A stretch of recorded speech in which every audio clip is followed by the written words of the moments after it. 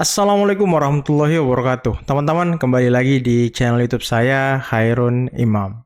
Nah, ini ada beberapa video yang akan kita simak bersama-sama terkait dengan Wakil Presiden Republik Indonesia, Mas Gibran Raka Buming Raka. Di mana belakangan ini sepertinya Mas Gibran menjadi sorotan para pembenci teman-teman ya, karena kegesitannya melakukan belusukan seperti Pak Jokowi. Dan sepertinya Mas Gibran ini mengikuti langkah-langkah kepemimpinan dari Pak Jokowi teman-teman. Tapi para pembenci sepertinya makin kepanasan, makin tidak tenang hidupnya, makin pusing melihat Mas Gibran seperti itu. Karena ya nanti Mas Gibran juga akan dicintai masyarakat seperti dengan Pak Jokowi teman-teman. Dan mereka para pembenci ini mengatakan bahwa Mas Gibran bersiap untuk melakukan kampanye untuk tahun 2029. Ini kan fitnah yang keji dan tidak berdasar teman-teman. Yang kedua, Dokter Tifa juga mengatakan bahwa Mas Gibran ini beler dan segala macam. Ini kan tidak pantas diucapkan kepada seorang kepala negara, teman-teman. Tapi selain itu, ini ada video yang sangat luar biasa di mana analisis dari seorang tokoh filsuf sepertinya ya. Dia mengatakan bahwa ya sepertinya akun Fufafa ini milik Roy Suryo dan diorkestrasi agar ini seperti milik Gibran dan didesain untuk menjatuhkan Gibran. Benarkah seperti itu? Wah, disinilah kita akan melihat jawabannya. Tapi sebelum kita mulai, jangan lupa like, subscribe, dan share. Dan tanpa perlu berlama-lama lagi, mari kita mulai videonya berikut ini.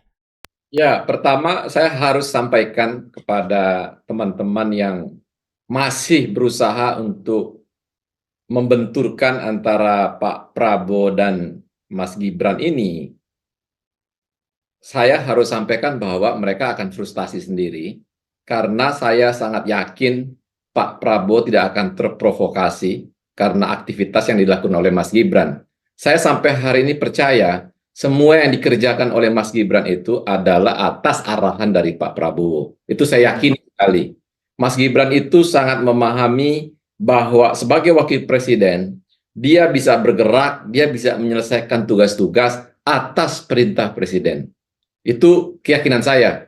Kenapa saya yakin begitu? Saya tahu dan sangat memahami cara Pak Jokowi, cara Mas Gibran ini rasanya berpikir dengan pengetahuan dan pengenalan selama masa yang cukup panjang ini. Ya, lebih dari 15 tahun melihat cara mereka, cara keluarga mereka kemudian memutuskan segala sesuatu.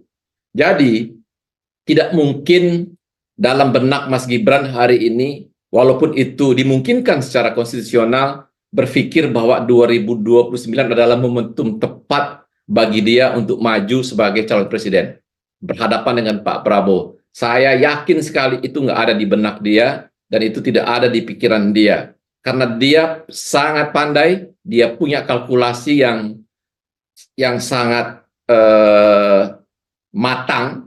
Dan saya juga tahu beberapa penasihat politik di sekitar dia adalah sahabat-sahabat kita juga, yang juga cara berpikirnya juga logik, cara berpikirnya juga waras, pasti akan mengingatkan dia bahwa 2029 bukan momentum buat Mas Gibran. Usianya masih muda juga ketika itu, tidak lebih dari 41 tahun. Jadi kalau dia mau pun punya keinginan suatu waktu menjadi presiden, pasti dia akan menyiapkan dirinya bukan 2029, tetapi di 2034. Seharusnya. Ini yang saya yakini karena saya mengerti lingkungan Mas Gibran, yang biasa Mas Gibran ajak untuk konsultasi, untuk berdiskusi tentang politik ya, itu adalah orang-orang yang sangat waras, orang-orang yang sangat logik, dan sahabat-sahabat kita juga.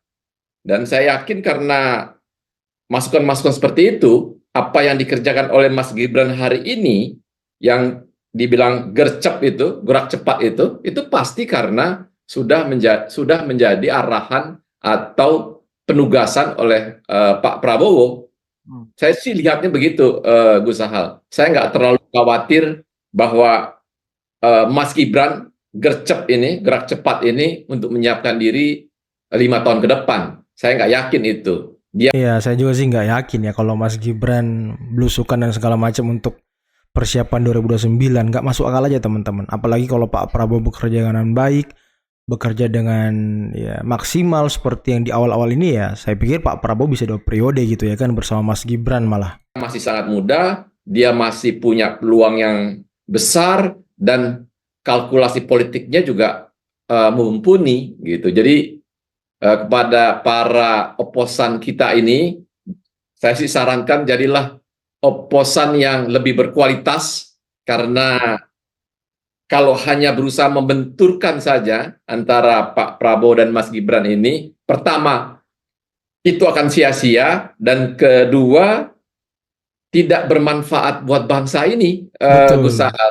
Kan betul. oposan itu kan sebenarnya harus punya azas manfaat juga gitu. Harusnya mereka mengkritisi eh, program-programnya Pak Prabowo dan memberikan konklusi lain atas program-program itu sebenarnya.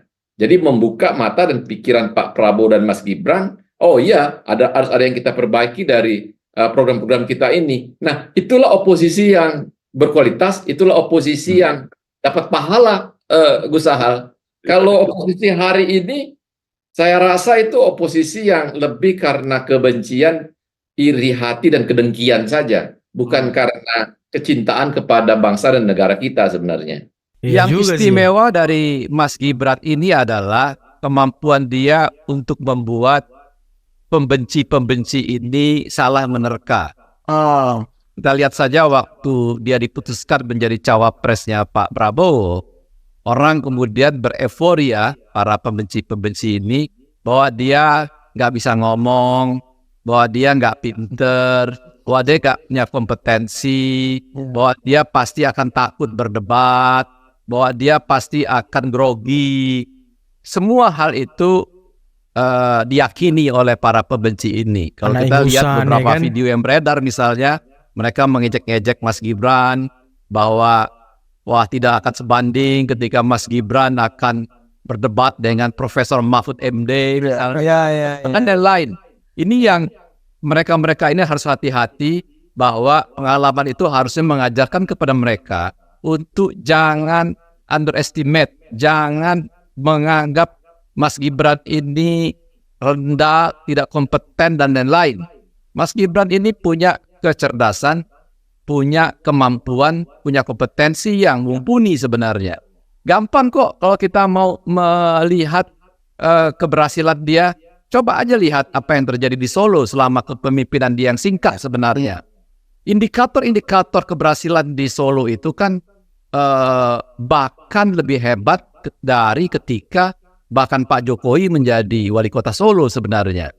Nah, kalau kita lihat data itu, ya seharusnya para pembenci ini stoplah untuk berpikir bahwa Mas Gibran akan blunder, Mas Gibran akan memalukan sebagai seorang wakil presiden.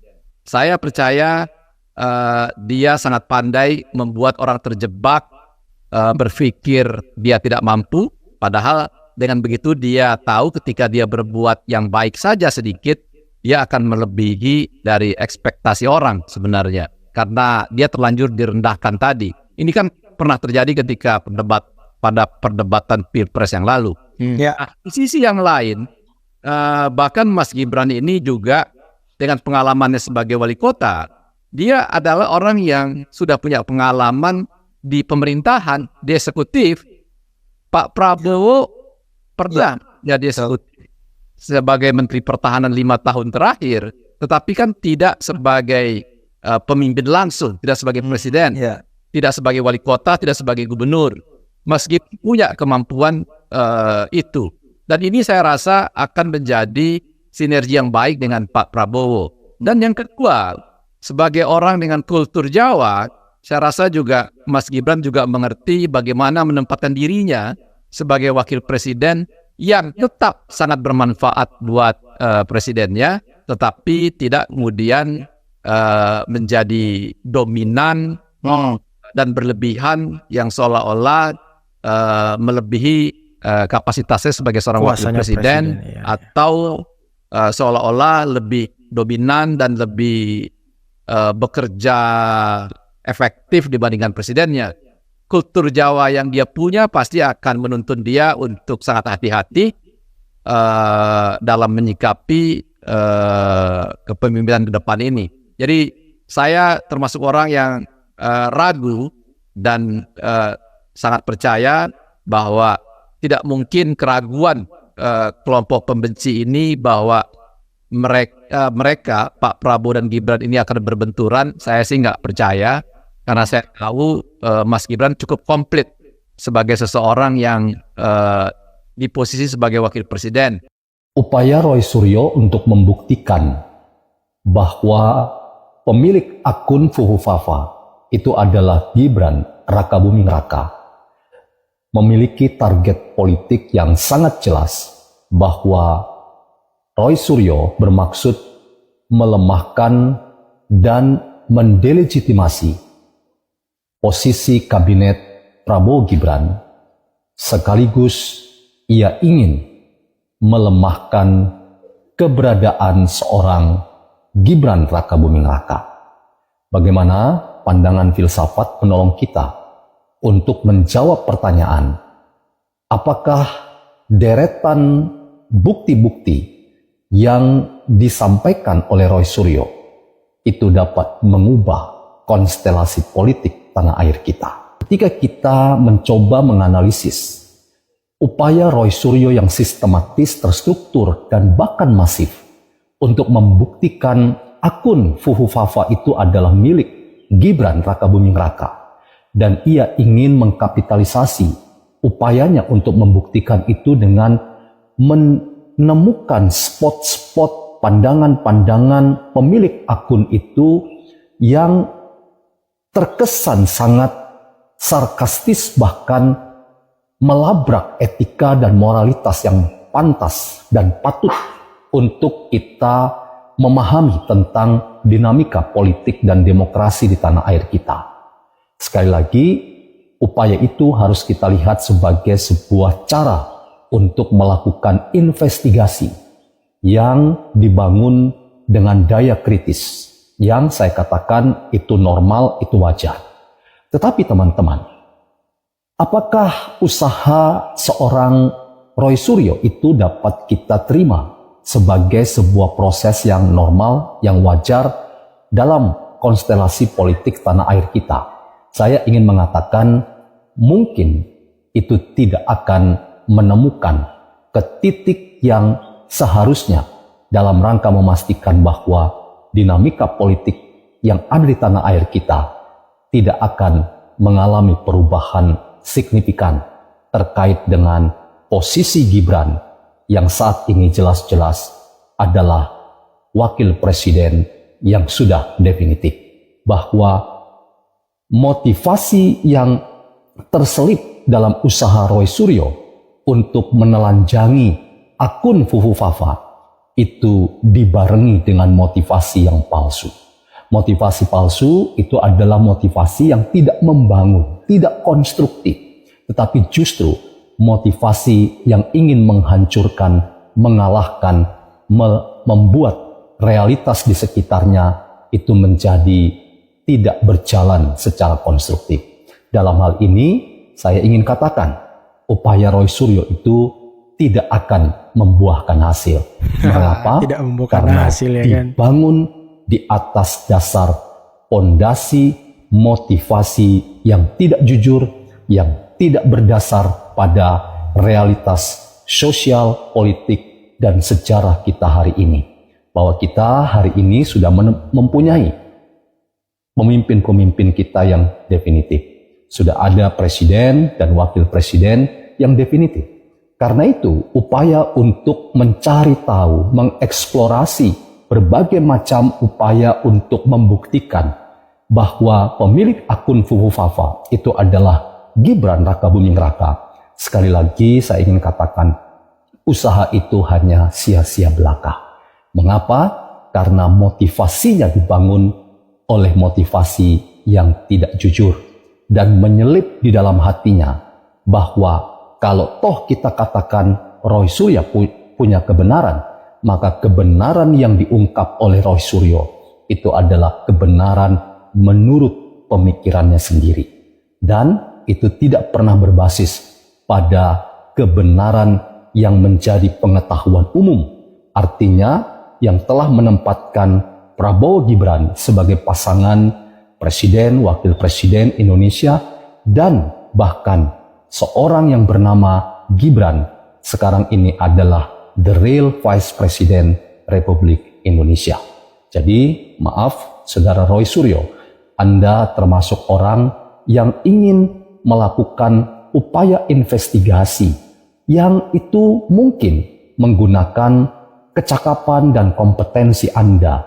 Tetapi menurut Sigmund Freud, motivasi Anda untuk menyelami kedalaman problem di seputar akun Fufufafa itu tidak dapat dibenarkan karena motivasi Anda penuh dengan kepalsuan, motivasi Anda tidak jujur, dan Anda menyembunyikan kepentingan yang itu bukan mengonstruksi realitas, tetapi ingin menghancurkan realitas. Asik Karena sekali, itu teman-teman, sebetulnya kita tidak perlu terlalu pusing dengan upaya sistematis Roy Suryo untuk sekali lagi membuktikan di sana-sini upayanya untuk melemahkan kabinet Prabowo Gibran atau mendemigrasi seorang yang bernama Gibran. Karena apa? Karena realitas historis kita hari ini, kita sudah punya pemimpin baru, dan wakil presiden kita saat ini adalah Gibran Rakabuming Raka. Jadi teman-teman, mari kita jadikan catatan-catatan yang disampaikan oleh seorang Roy Suryo, kalaupun itu dianggap sebagai kebenaran, tetapi kebenarannya adalah kebenaran menurut pemikirannya sendiri. Kita hanya menjadi orang yang memiliki kebenaran yang dikayosuni. Artinya kebenaran menurut pemikirannya kita sendiri. Kebenaran yang relatif, kebenaran yang kadang-kadang kita bisa berubah-ubah dan mencela-mencela. Dalam konteks ini saya ingin katakan seorang Roy Suryo mungkin bisa dikatakan kebenarannya mencela-mencela, dan dia bukan termasuk orang yang ingin melakukan investigasi dalam rangka menemukan kebenaran yang sejati, yaitu Aletheia. Waduh, luar biasa teman-teman ya. Itulah tadi 2 video yang bisa kita simak dari Mas Gibran Rakabuming Raka yang difitnah ingin melakukan kampanye untuk persiapan 2029. Dan ada juga sebenarnya yang paling liar bahwa Mas Gibran akan mengkudeta Pak Prabowo di tahun 2027. Dan ini kan sebuah pemikiran-pemikiran yang liar yang sepertinya tidak bisa dipertanggungjawabkan oleh yang mengeluarkan analisis dan statement seperti ini teman-teman. Dan juga bagaimana Dr. Tifai memang sangat getol, Roy Suryo sangat getol, Refli Harun untuk menjatuhkan Mas Gibran Rakabuming Raka dari kursi wakil presiden. Entah kenapa ya mereka stres itu melihat Mas Gibran jadi wapres teman-teman. Saya juga bingung. Dan ini penjelasan dari filsuf tadi sangat luar biasa ya. Kebenaran yang dianut oleh Roy Suryo ya kebenaran yang menurut dia sendiri gitu. Dan mungkin kelompok kecilnya itu. Karena kalau kita lihat dari survei aja teman-teman ya 80%, bahkan ada yang 90% masyarakat itu percaya dan yakin terhadap kepemimpinan Prabowo Gibran. Dan ya kalau Anda mau mengganggu 80-90% itu sepertinya agak sulit dan rumit ya. Tidak mudah gitu. Ya itulah tadi teman-teman bagaimana pandangan yang sangat luar biasa terkait dengan Mas Gibran yang kemungkinan besar tidak akan memikirkan sebagai presiden di tahun 2029, tapi beliau akan memikirkannya di tahun 2034 kalau nggak salah teman-teman nanti ya. Dan itu yang paling masuk akal sih 2034. Biarkan Mas Gibran menjadi wakilnya Pak Prabowo selama 2 periode. Dan beliau belajar banyak dan akhirnya beliau siap untuk menjadi calon presiden di tahun 2034. Tapi nanti pasti pertarungannya udah sangat kompetitif teman-teman ya. Banyak tokoh-tokoh dan nama-nama besar yang akan bertanding seperti mungkin AHY yang paling berpeluang juga karena ya seru gitu ya kan. Sama-sama anak mantan presiden bertarung untuk menjadi presiden Republik Indonesia. Ini kan seru teman-teman. Dan ya mengasihkan nanti pertarungannya anak Jokowi versus anak SBY. Tapi itu masih lama teman-teman, 2034 mungkin. Dan mungkin Mas AHY juga ya apakah nanti di 2029 akan memikirkan maju sebagai calon presiden atau tidak. Ya kita belum tahu teman-teman, tergantung nanti situasi politiknya seperti apa. Tapi semoga saja tidak, semoga saja Pak Prabowo bekerja dengan baik, bekerja dengan maksimal selama 1 periode dan ditambah 1 periode lagi nantinya, sehingga ya bisa klop 2 periode teman-teman. Itu yang kita harapkan bersama ya. Semoga Pak Prabowo bisa membawa perubahan yang besar bagi Republik ini. Oke, mungkin cukup sekian dulu video kali ini. Jangan lupa teman-teman like, subscribe, dan share videonya. Akhir kata, billahi taufiq wal hidayah. Wassalamualaikum warahmatullahi wabarakatuh.